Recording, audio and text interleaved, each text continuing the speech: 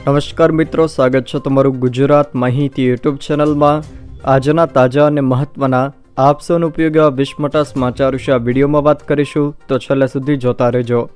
આજના સૌથી પહેલા સમાચાર વિશે વાત કરીએ તો નવરાત્રિમાં 12 વાગ્યા સુધી જ લાઉડસ્પીકર વગાડવાની પરવાનગી આપવામાં આવી છે। ગુજરાતના ગૃહમંત્રીએ 5 વાગ્યા સુધી ગરબે ઘૂમજો એવી શેખી હાકી હતી, ત્યારે અમદાવાદ શહેર પોલીસે સત્તાવાર માર્ગદર્શિકા અને જાહેરનામું બહાર પાડ્યું છે, જેમાં ગૃહમંત્રીની રાજકીય શેખીનું સુરસુર્યું થઈ ગયું છે। બીજી બાજુ આયોજકો અને પૈસા ખર્ચી ગરબે ઘૂમનારા ખેલૈયા પણ મૂંઝવણમાં મુકાઈ ગયા છે। પોલીસે જાહેર કરેલી માર્ગદર્શિકામાં ગરબામાં રાત્રે 12 વાગ્યા સુધી જ લાઉડસ્પીકરની મંજૂરી આપવામાં આવી છે, જ્યારે નવરાત્રિને લઈને રાજકોટ પોલીસ કમિશનર દ્વારા પણ જાહેરનામું બહાર પાડવામાં આવ્યું છે, જેમાં રાત્રિના 12 વાગ્યા પછી લાઉડસ્પીકર વગાડવા પર પ્રતિબંધ મૂકવામાં આવ્યો છે। જો કોઈ જાહેરનામાનો ભંગ કરશે તો તેની સામે કાયદાકીય કાર્યવાહી કરવામાં આવશે। ત્યારબાદના મહત્વના સમાચાર વિશે વાત કરીએ તો PMJAY યોજનાની સિસ્ટમ ક્રેશ થતાં હજારો દર્દીઓને રજળપાટ થવાનો વારો આવ્યો છે। વારંવાર ખોટકાતી સિસ્ટમથી દર્દીઓને રજળપાટનો સામનો કરવો પડી રહ્યો છે। ગુજરાતમાં PMJAY યોજનાની સિસ્ટમ ક્રેશ થતાં દર્દીઓને ભારે હેરાનગતિનો સામનો કરવો પડી રહ્યો છે। આ તરફ વિપક્ષે નિશાન સાધ્યું છે કે ઓપરેશન સમયસર ન થતાં કોઈના જીવ જશે અથવા તો આરોગ્યની ગંભીર સમસ્યા ઊભી થશે, તેના માટે જવાબદાર કોણ? બીજી બાજુ રાજ્યના આરોગ્ય વિભાગનો દાવો છે કે સવારથી આ સમસ્યાનો ઉકેલ આવી ગયો છે। દેશમાં 2 દિવસથી પોર્ટલમાં ઇસ્યુ આવ્યા હતા, હવે તમામ પ્રક્રિયા રાબેતા મુજબ ચાલી રહી છે। લાભાર્થીઓને કોઈ તકલીફ ના પડે તે માટે મેન્યુઅલ ડિસ્ચાર્જની પણ વ્યવસ્થા કરાય છે। ત્યારબાદના મહત્વના સમાચાર વિશે વાત કરીએ તો નવરાત્રિમાં હળવા વરસાદની આગાહી કરવામાં આવી છે। આગામી 7 દિવસ સુધી રાજ્યમાં છૂટાછવાયા વિસ્તારોમાં વરસાદ વરસવાની હવામાન વિભાગ દ્વારા આગાહી કરવામાં આવી છે। જોકે ઓક્ટોબર મહિનામાં સામાન્યથી વધુ વરસાદ રહેવાની શક્યતા પણ વ્યક્ત કરવામાં આવી છે। શરૂ મહિનામાં મહત્તમ અને લઘુત્તમ તાપમાન ઊંચું રહેવાની આગાહી પણ કરવામાં આવી છે। હવામાન વિભાગ દ્વારા આજે ખાસ કરીને અમરેલી, ગીર સોમનાથ, નર્મદા, સુરત, તાપી, ડાંગ, નવસારી અને વલસાડ આ જિલ્લાના છૂટાછવાયા સ્થળોએ ગાજવીજ સાથે હળવા વરસાદની આગાહી કરાઈ। જોકે ભારેથી તે ભારે વરસાદની કોઈ શક્યતા આગામી 7 દિવસોમાં કરવામાં આવી નથી। 3 તારીખની જો વાત કરીએ તો 3 તારીખે દક્ષિણ ગુજરાતના વિસ્તારો નર્મદા, સુરત, તાપી, ડાંગ, નવસારી અને વલસાડ આ જિલ્લાના છૂટાછવાયા સ્થળોએ હળવા વરસાદની આગાહી કરાઈ। 4 તારીખે નવસારી, તાપી, ડાંગ અને વલસાડ આ જિલ્લાના છૂટાછવાયા સ્થળોએ હળવા વરસાદની આગાહી કરાય છે। 5 તારીખે નવસારી, તાપી, ડાંગ અને વલસાડ આ જિલ્લાના છૂટાછવાયા સ્થળોએ હવામાન વિભાગ દ્વારા ગાજવીજ સાથે હળવા વરસાદની આગાહી કરી છે। 6 તારીખની વાત કરીએ તો 6 તારીખે નવસારી, તાપી, ડાંગ અને વલસાડ આ જિલ્લાના છૂટાછવાયા સ્થળોએ ગાજવીજ સાથે હળવા વરસાદની આગાહી કરાય છે। 7 તારીખે નવસારી અને વલસાડ આ 2 જિલ્લાના છૂટાછવાયા સ્થળોએ ગાજવીજ સાથે હળવા વરસાદની આગાહી કરાય છે। 8 તારીખે નવસારી અને વલસાડ આ 2 જિલ્લાના છૂટાછવાયા સ્થળોએ ગાજવીજ સાથે હળવા વરસાદની આગાહી કરવામાં આવી છે। જોકે હવામાન વિભાગ દ્વારા આગામી 7 દિવસ દરમિયાન રાજ્યના વિસ્તારોમાં ભારેથી તે ભારે વરસાદની સંભાવના નહીવત હોવાનું જણાવ્યું છે, એટલે કે ભારેથી તે ભારે વરસાદ વરસે એવી કોઈ જ શક્યતાઓ રહેલી નથી। ત્યારબાદના મહત્વના સમાચાર વિશે વાત કરીએ તો સરકાર સામે રાશન વિતરકોનું આંદોલન। રાજ્ય સરકાર સામે વધુ એક આંદોલનનું રણશીંગું ફૂંકાયું છે।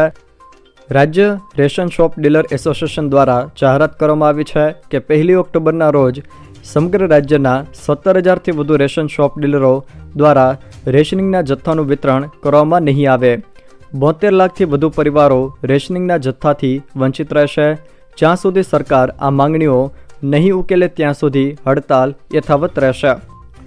ત્યારબાદના મહત્વના સમાચાર વિશે વાત કરીએ તો કેટલા વાગ્યા સુધી ગરબા રમી શકાશે તેને લઈને ગૃહ રાજ્યમંત્રી હર્ષ સંઘવીએ સમયની જાહેરાત કરી છે, જેમાં તેમણે જણાવ્યું છે કે બાળકો રાત્રે 1-2 વાગ્યા સુધી ઘરે પહોંચે તેવી વાલીઓની રજૂઆત છે। રાત્રે 1-2 વાગ્યા સુધી જ ગરબા રમાડવા અંગે સંચાલકોએ રજૂઆત કરી છે।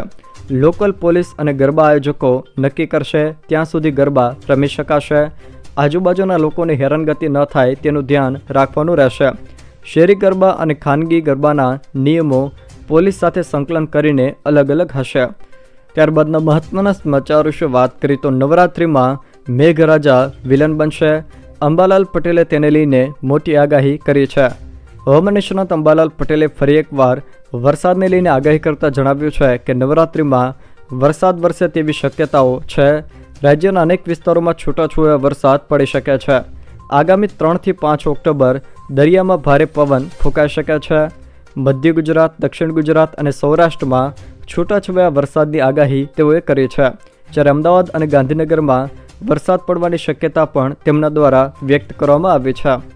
ત્યારબાદના મહત્વના સમાચાર વિશે વાત કરીએ તો ગુજરાત વિધાનસભા કોંગ્રેસ પક્ષના નેતાઓએ ખેડૂતોને સહાય આપવાની માંગણી કરી છે. ગુજરાતમાં અતિવૃષ્ટિમાં ખેડૂતોને સહાય માટે 10,000 કરોડ રૂપિયાનું પેકેજ જાહેર કરો તેવી સરકાર પાસે કોંગ્રેસ પક્ષના નેતાઓએ માંગણી કરી છે. ફસલ યોજનામાં 12 લાખ ખેડૂતોને પ્રીમિયમના 450 કરોડ પરત આપો તેવું પણ વિપક્ષે કહ્યું છે. સર્વેના નામે ડિંડક 350 કરોડની જાહેરાત પણ કોઈને રૂપિયો ન મળ્યો તેવું પણ વિપક્ષ દ્વારા જણાવવામાં આવી રહ્યું છે. ગુજરાતમાં કુદરતી આફતો, અતિ ભારે વરસાદ, અતિવૃષ્ટિ, સરકાર સર્જિત પૂર અને ચારે તરફ મોટા પ્રમાણમાં ખેતીને નુકસાન થયું છે. વિપક્ષે દાવો કર્યો છે કે જમીનો ધોવાઈ ગઈ છે અને ખેડૂતોને આર્થિક રીતે પાયમાલ થઈ જાય એવી સ્થિતિનું પણ નિર્માણ થયું છે. આવા કિસ્સામાં સર્વે કરીને જલ્દી નુકસાનીનું વળતર ચૂકવવું જોઈએ. અતિવૃષ્ટિમાં ખેડૂતોને સહાય માટે 10,000 કરોડ રૂપિયાનું પેકેજ સરકાર જાહેર કરવું જોઈએ અને ખેડૂતોનું દેવું માફ કરવું જોઈએ. આ માંગણી ગુજરાત વિધાનસભા કોંગ્રેસ પક્ષના નેતાઓએ કરી છે. ત્યારબાદના મહત્વના સમાચાર વિશે વાત કરીએ તો કોંગ્રેસ નેતાઓએ કોર્ટમાં પૂર્વ મુખ્યમંત્રી વિજયભાઈ રૂપાણીની લેખિતમાં માફી માંગી. ગુજરાતમાં વિજયભાઈ રૂપાણીની સરકારે કરોડો રૂપિયાનું જમીન કૌભાંડ આચર્યું હોવાનું પત્રકાર પરિષદમાં કહેનારા કોંગ્રેસના 3 ધારાસભ્ય CJ ચાવડા કે જેઓ હાલ ભાજપમાં છે, શૈલેષ પરમાર અને સુખરામ રાઠવાએ કોર્ટમાં બિનશરતી માફી માંગી છે. કોર્ટમાં કહ્યું કે માત્ર રાજકારણના ભાગરૂપે આ નિવેદન કરાયું હતું. અમારી પાસે જમીન કૌભાંડના કોઈ આધાર પુરાવા નથી. આ અમારી ભૂલ હતી. કોર્ટમાં બિનશરતી માફી માંગ્યા બાદ ગુજરાતના પૂર્વ મુખ્યપ્રધાન વિજયભાઈ રૂપાણીએ બદનક્ષીની અરજી પાછી ખેંચી લીધી છે. ત્યારબાદના મહત્વના સમાચાર વિશે વાત કરીએ તો સોના ચાંદીના ભાવમાં વધારો જોવા મળી રહ્યો છે. મંગળવારે સોના અને ચાંદીના ભાવમાં વધારો જોવા મળ્યો. India Boolean and jewellers association અનુસાર 24 કેરેટ સોનાના 10 ગ્રામની કિંમત 200 રૂપિયા વધીને 75,397 રૂપિયા થઈ ગઈ છે. પહેલાં તેની કિંમત 75,197 રૂપિયા પ્રતિ 10 ગ્રામ હતી. ચાંદીના ભાવ પણ 838 રૂપિયા વધીને 90,238 રૂપિયા પ્રતિ કિલો થઈ ગયા છે. જોકે અગાઉ ચાંદીનો ભાવ 89,400 રૂપિયા સુધી પહોંચ્યો હતો. ત્યારબાદના મહત્વના સમાચાર વિશે વાત કરીએ તો નાની બચત યોજનાઓ પરના વ્યાજદર યથાવત રાખવામાં આવ્યા છે. સરકારે નાની બચત યોજનાઓ પરના વ્યાજદર પર કોઈ છૂટ આપી નથી અને તમને જે વ્યાજ મળશે તે જ રહેશે.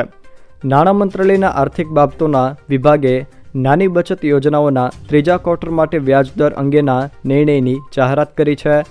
1 ઓક્ટોબર 2024 અને 31 ડિસેમ્બર 2024 વચ્ચેના 3જા ક્વાર્ટરમાં પણ નાની બચત યોજનાઓના વ્યાજદરોમાં કોઈ ફેરફાર થયો નથી. ત્યારબાદના મહત્વના સમાચાર વિશે વાત કરીએ તો હવે નવરાત્રિ પર્વ શરૂ થવા જઈ રહ્યો છે. ત્યારે નવરાત્રિમાં કયું મંદિર કેટલા સમય સુધી દર્શન માટે ખુલ્લું રહેશે તેને લઈને મહત્વના સમાચાર સામે આવ્યા છે. અંબાજી મંદિરની વાત કરીએ તો અંબાજી મંદિરમાં આરતી સવારે 7:30 કલાકે થશે. જોકે દર્શન સવારે 8થી લઈને રાત્રિના 9 કલાક સુધી કરી શકાશે. માં આશાપુરા માતાના મઢની વાત કરીએ તો સવારે 5 વાગ્યાથી રાત્રે 12 વાગ્યા સુધી આઠમના રોજ આખી રાત મંદિર ખુલ્લું રહેશે. પાવાગઢ મંદિરની વાત કરીએ તો પ્રથમ નોરતે એટલે કે 3 ઓક્ટોબર, 6 ઓક્ટોબર ત્રીજા નોરતે, 11 ઓક્ટોબર આઠમના રોજ, 13 ઓક્ટોબર દશમના નોરતે અને 17 ઓક્ટોબર પૂનમના રોજ દર્શન સવારે 4 વાગ્યે ખુલી જશે. બાકીના સમયે 5 વાગ્યે અને તમામ દિવસે રાત્રે 8 વાગ્યા સુધી માય ભક્તો દર્શન કરી શકશે. ચોટીલા ચામુંડા માતાજીના દર્શનની વાત કરીએ તો પગથિયાનો દ્વાર સવારે 4:30 વાગ્યે ખુલશે. આરતીનો સમય 5 વાગ્યાનો રહેશે. સાંજની આરતી સૂર્યાસ્તના સમયે થશે.